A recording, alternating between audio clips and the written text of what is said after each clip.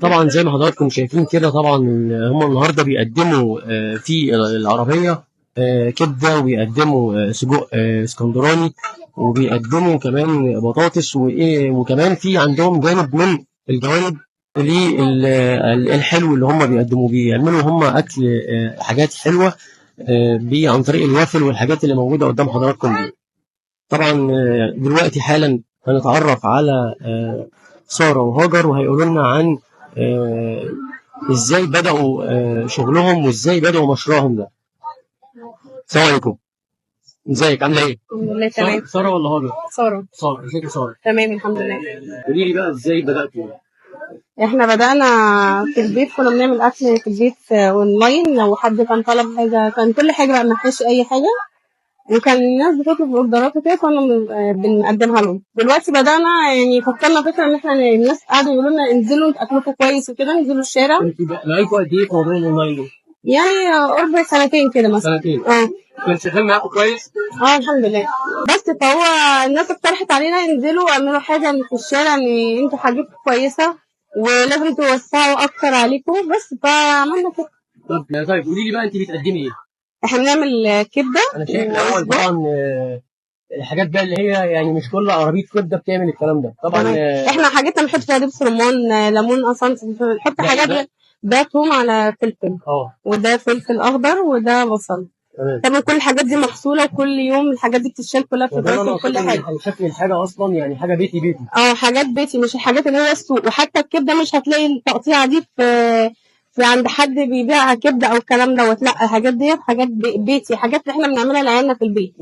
بس والسجق نفس الكلام. والسجق احنا بنعمله بنعبيه اصلا، يعني اللحمه مفرومه من البدايه خالص، واحنا بنروح عند الجزار يعبونا من البدايه. يعني ده مش جاهز؟ لا مش جاهز. لا، عشان خاطر الحاجه اللي احنا عارفين محطوط. طبعا الحاجات احنا عارفين ان الجاهز ده بيبقى مضروب حاجات كتير قوي. احنا بنعبي، بنجيب اللحمه، وبنجيب الحاجات والبصل والحاجات دي، بنروح احنا نعمل العجين في البيت والبهارات بتاع السجق والكلام ده، ونروح للجزار نقول له احشي لنا ده. دي حاجه مخصوصه بتاعتنا احنا، مش هتلاقيها متداوله عند اي حد. واللحمه المفرومه نفس الكلام، احنا اللي بنعملها كل حاجه. بطاطس عندنا سندوتشات حلو، نوتيلا، اوريو، كراميل. ده ايه بقى؟ ده ايه بقى؟ ده كفته، بس هي ايه يعني، هم الناس بيبقوا عايزينها كده. انت فرقتيها بعد بعد ما كانت صور كده. هي الكوبيبه دي بيقولوا عليها صور كده اهو. لا، الناس بقى بتبقى عايزاها كده. ليه؟ لان احنا بنعمل سندوتشات ميكس. بتخش كفته ممكن يطلب حاجه ميكس من ثلاثه. ميكس. بنعمل مثلا عايز كفته على سجق على كبده، فبنعملها كده. وعندنا بطاطس. عندنا سندوتشات فيها اوريو وسكالانس، حلاوه بالقشطه وعسل، والبرينجلز. وعندنا برينجلز شوكولاته بيضه وشوكولاته دارك، وعندنا كراميل، وعندنا اوريو. كل حاجه بتعملوا حلو وحادق. قلت لي انتوا انتهزتوا فرصه عيد الاضحى ده. احنا بدايتنا كان تاني يوم العيد. اول يوم كان لينا كان تاني يوم العيد. والدنيا كانت ماشيه؟ لا حلوه جدا جدا ما شاء الله. يعني كان الناس كتير علينا. والقبول في الشارع كان عامل ازاي يعني؟ كتير. كان الناس بتقول لنا انا حاسه ان انا باكل اكل ماما. حد تاني يقول لي ده والله ده احلى من اكل ماما في البيت. كده كتير بقى. واللي بياخد واحد بيجي ممكن ياخد بالعشرة، مش سندوتش ويمشي. لا، بياخدوا 10 ويرجعوا تاني. لا، هاتي تاني. لان احنا مثلا بنحط سبايسي بسيط، ان هو ايه يعني، اللي هو بيخلي طعم وبيخلي بيجوع في نفس الوقت. بس حضرتك الكبده دي استحاله تلاقيها في عربيه كبده بره. استحاله. كله بيبقى اللي هي العصافير الصغيره اللي هي بتتهري، مش بنكتر بصل ولا فلفل ولا الكلام ده. انت تاخد سندوتش كبده. وبرده الاسعار ايه؟ سندوتش ب 10 جنيه فيه و15 بلدي. يعني برده مش اسعار. يعني انت بره عندك في محلات بيبيعوا ب 10 جنيه، ب 7 جنيه وب 10 جنيه. بس سندوتش اللي هو العصافير اللي هو بيبقى مفيش وكله طحينه.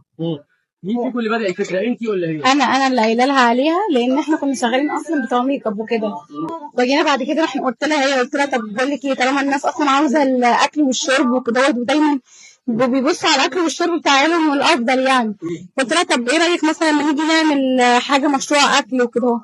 بس الفكره ابتدت بقى من هنا. بقى بنبيع حاجات اونلاين بقى، اللي هو باقي الكبده، باقي الكفتات، باقي السجق. الحاجات دي اصلا كنا احنا بنعملها. بس بعد كده بقى هم الناس اللي اقترحوا علينا. انا طب ما ايه رايكم ما تعملوا حاجه في الشارع بعربيه وكده زي مدينه نصر ومصر الجديده، البنات اللي بتقف دي. ايوه ربنا يقويكم وبالتوفيق ليكم ان شاء الله، واحنا يعني جايين اصلا علشان نظهركم للناس وندعمكم، وعلشان يعني اللي ما شافوش من كلامنا يمكن ربنا يكرمكم ويشوفكم، وبالتوفيق ليكم ان شاء الله. والمره الجايه يبقى مطعم بقى ان شاء الله باذن الله عربيات واثنين وثلاثه. يا رب باذن الله، الله يخليك تسلم. السادة المشاهدين، زي ما حضراتكم شايفين احنا النهارده كنا موجودين من داخل ممشى اهل السويس من محافظه السويس مع هاجر وساره، اول عربيه كبده في محافظه السويس تشويحه هوانم. اشوفكم في لايف جديد، شكرا.